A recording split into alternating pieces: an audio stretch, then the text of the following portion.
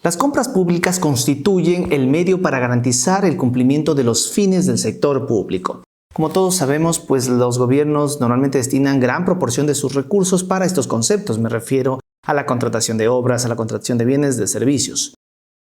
No obstante, para llegar a contratar estas obras, estos bienes, estos servicios, pues que se traducen a la final en la suscripción de un contrato, existe todo un proceso precontractual, donde una comisión técnica conformada normalmente por servidores de la propia entidad, pues debe evaluar las ofertas similar a un concurso que busca adjudicar la contratación a un solo proveedor. Saludos cordiales con todos, bienvenidos al segmento Café Legal de nuestro canal de YouTube Consailor, donde tratamos temas del derecho administrativo y en especial de las compras públicas en el Ecuador. Hoy pues no me encuentro como de costumbre en el lugar habitual donde suelo realizar este segmento y por ello no traigo mi taza preferida, pero desde ya muy agradecido con mis padres, Lolita y Luis, pues por facilitarme el espacio y obsequiarme este delicioso café. Para hoy vamos a reflexionar sobre una parte del trabajo que realiza la Comisión de Calificación de Ofertas, ¿no? Puntualizando la fase de convalidación de errores. Dicho esto, pues empezamos.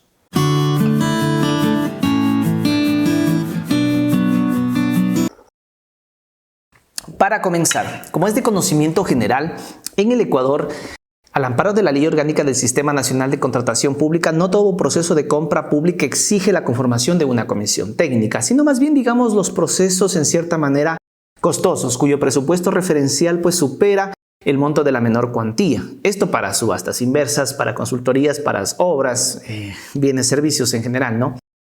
Y es la comisión técnica que está conformada prácticamente por tres actores, que son por lo general funcionarios de la propia entidad pública. Veamos lo que nos dice la ley al respecto. El artículo 18 del reglamento a la Ley Orgánica del Sistema Nacional de Contratación Pública nos dice lo siguiente. Comisión técnica, para cada proceso de contratación de 1. Consultoría por lista corta o por concurso público. 2. Subasta inversa, cuyo presupuesto referencial sea superior al valor que resulte multiplicar el coeficiente 0.502 por el monto del presupuesto inicial del Estado. 3. Licitación y 4. Cotización, se conformará la correspondiente comisión técnica integrada de la siguiente manera. Un profesional designado por la máxima autoridad, quien la presidirá. El titular del área requirente o su delegado. Y 3. Un profesional afín al objeto de la contratación designado por la máxima autoridad o su delegado. Es obvio que el profesional designado por la máxima autoridad pues va a ser una persona de su entera confianza. Es decir, persona de confianza del jefe mayor, entre comillas, y si goza de la confianza, pues va a tener mejor, digámoslo así, acceso a la máxima autoridad comparado con otros servidores públicos.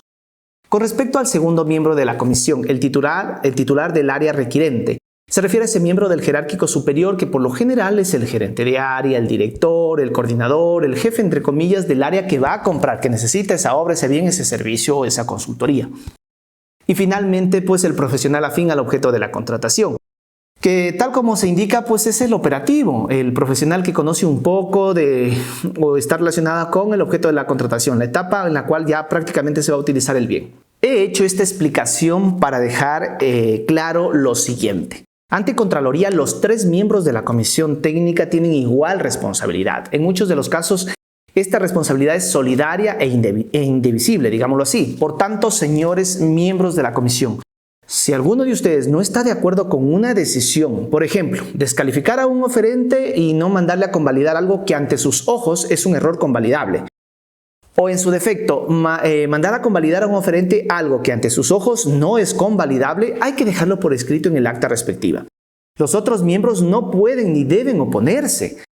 Vamos un poquito más allá. Si una entidad pública tuviese preferencia porque gane un determinado participante, va a hacer lo posible por descalificar a los otros participantes, sobre todo a los opcionados, ya sea dejándolo solo al favorito para la fase de puntuación, en su defecto que compita con otros participantes que tengan un puntaje mucho menor. Y recordemos que entre allí pueden estar incluso los futuros ganadores, me refiero a los que han sido descalificados. En este contexto, el brazo ejecutor pues, de estas pretensiones va a ser la comisión técnica. Y serían pues en este caso quien la preside y el titular del área requirente los eslabones necesarios para lograrlo. El profesional afín puede ser utilizado en realidad para conseguir estos fines de, entre comillas, direccionamiento. Los dos primeros actores por lo general vienen con la autoridad de turno, son las personas de confianza, pero hay veces que el profesional afín no, suele ser de nombramiento, mejor aún alguien que no conozca mucho de compras públicas, y si es contratado como servicios ocasionales o nombramiento provisional, pues mucho mejor. ¿Cuál es el punto? Estimados servidores, no deben hacer lo que ustedes no consideran correcto. Ustedes pueden consultar, hacerse asesorar y actuar adecuadamente. Suponiendo, si una administración pretende cometer irregularidades, lo hará con o sin ustedes. Ahora bien, deben tener presente que dos de los miembros tranquilamente pueden continuar sin la presencia del tercer miembro. Veamos lo que nos dice el reglamento al respecto. El séptimo párrafo del artículo 18 dice lo siguiente: la comisión técnica se reunirá con la presencia de al menos dos de sus miembros, uno de los cuales será obligatoriamente el presidente, quien tendrá voto dirimente. Adoptará decisiones válidas por mayoría simple.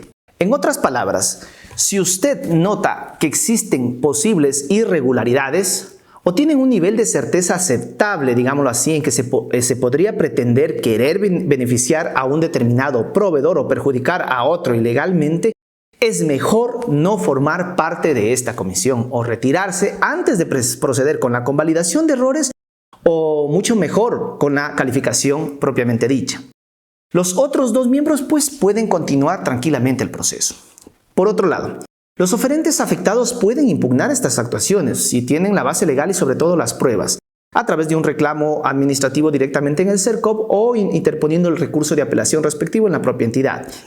Pero ojo, esta actuación, este recurso, como tal debe ser estratégico y bien fundamentado, es decir, con fundamentos de hecho y de derecho, pues necesarios para lograr la pretensión, en este caso, pretendida, valga la redundancia, por el proveedor, o en este caso el participante. Por favor, con todo esto no pretendo satanizar a las comisiones de calificación ni a las entidades públicas. Me refiero a casos hipotéticos. Es más, hemos tenido clientes también, servidores públicos que justamente vienen buscando asesorías para actuar correctamente en calificaciones de algunos procesos de compra pública, y esto dice mucho. En la misma medida también hemos tenido la oportunidad de capacitar a entidades públicas directamente en sus instalaciones con respecto al tema de calificación de ofertas, ¿no? Habla bien esto también de la administración. Bueno, vamos aterrizando el tema un poco más. El proceso de calificación se plasma en actas. Una de ellas es la de convalidación de errores, donde la ley permite pues o da la oportunidad a los oferentes de subsanar las ofertas cuando existen errores que sean convalidables. Es aquí donde suelen haber algunos debates dentro de la misma comisión técnica, algunas discrepancias sobre qué es un error convalidable. El CERCOP intenta aclarar esto a través de su resolución 72. Si bien es cierto, no vamos a analizar todos los casos porque nos extenderíamos demasiado en el video, pero identificaremos uno de los más comunes más que nada, ¿ok? Artículo 157 de la resolución 72. Errores de naturaleza convalidable. Se considera error de forma o de naturaleza convalidable lo siguiente. Número 3. Podrán ser considerados dentro de la etapa de convalidación de errores la aclaración, ampliación o precisión requeridas respecto de una determinada condición, cuando ésta se considere incompleta, poco clara o incluso contradictoria con respecto a otra información dentro de la misma oferta. Ejemplo, cuando los oferentes deciden participar en asociación o consorcio, están obligados a presentar el compromiso respectivo de acuerdo a una estructura que la resolución 72 lo define. No obstante, si a lo mejor uno de los puntos no es claro, necesita precisión, por ejemplo los aportes de los socios, la redacción no es muy clara o no se precisa detalladamente cuáles son estos aportes, se debe mandar a convalidar y no descalificar. Otro ejemplo.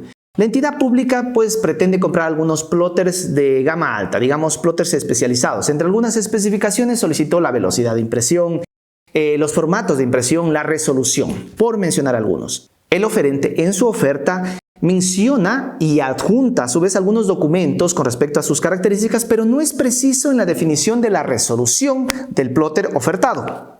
Se debe mandar a convalidar tal imprecisión para tener clara cuál es esta resolución a la que llegan los plotters ofertados por el participante y no descalificarlo. Por otro lado, la resolución 72 también habla de errores que no son o no serían convalidables. Veamos lo que nos dice. Artículo 158 de la resolución 72. Errores no subsanables. Son errores no convalidables los siguientes: la omisión o incumplimiento de cualquiera de los requisitos exigidos en el pliego. Se considerará omisión la falta de documentación sobre un hecho, circunstancia o condición exigida en el pliego, siempre y cuando no exista referencia documental en la oferta misma. Incumplimiento de requisito cuando con la documentación que constituye la oferta no se cumpla la exigencia de la entidad contratante.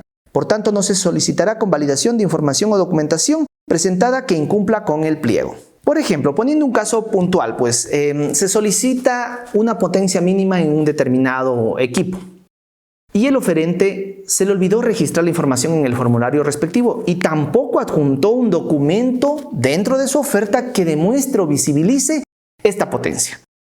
Lastimosamente esto sería un error no convalidable, no subsanable, que llevaría prácticamente a su descalificación, así esté la oferta bien hecha.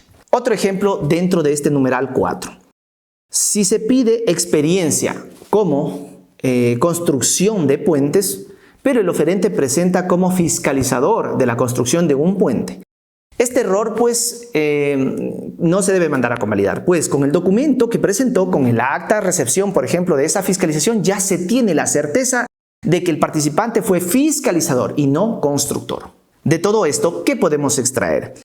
Pues bueno, que los miembros de la comisión, así sean personas de confianza de la máxima autoridad, deben conocer más que cualquier otra persona la ley, el reglamento, la resolución 72, las resoluciones en sí que emite el CERCOV y por qué no decirlo incluso otras normativas, otras normas que son complementarias dependiendo del proceso de contratación. Si usted no se siente en capacidad, no es un pecado mortal, es mejor excusarse. En la misma medida, las actas de convalidación o de calificación no es una camisa de fuerza donde todos deben pensar igual. No sería ético ni saludable imponer, por ejemplo, que la opinión del presidente de dicha comisión sea como una verdad absoluta. La credibilidad se la gana, no se la impone. Estimados servidores públicos, aprovecho el momento para hacerles conocer que si tienen algún interés en el proceso de calificación de ofertas bajo la Ley Orgánica del Sistema Nacional de Contratación Pública, tengo como parte de nuestra oferta, avalada por la CETEC, hoy Ministerio de Trabajo, el curso respectivo que impartimos directamente en la entidad pública interesada. No está por demás indicar que este curso que aparece en la base de datos de la CETEC fue concebido y creado desde el inicio por mi persona, desde la malla curricular, la metodología. Es más, les comento que allí también tenemos algunos talleres súper prácticos que nacen de mi iniciativa, pero no van a aparecer en los contenidos. Si otras personas aparecen como capacitadores fue porque a lo mejor hicieron un examen de pocas preguntas del banco que yo presenté. Sí, esto es por una metodología que tiene la CETEC, pero el creador de todo el curso y sus contenidos en realidad soy yo, a mucha honra.